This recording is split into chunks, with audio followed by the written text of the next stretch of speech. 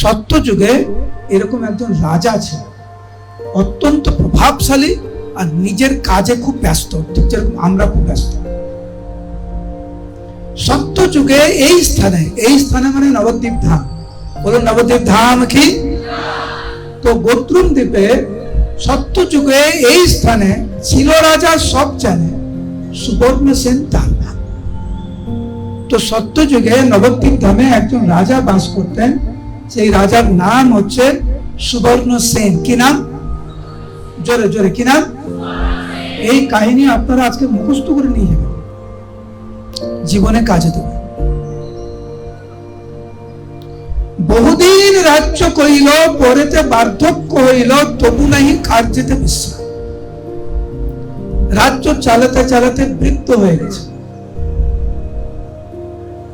কিন্তু তার সাম্রাজ্য আরো বাড়ানোর যে চেষ্টা, অর্থ উপার্জন করার যে চেষ্টা, ভালো থাকার চেষ্টা, তাতে কোনো খামতি নেই।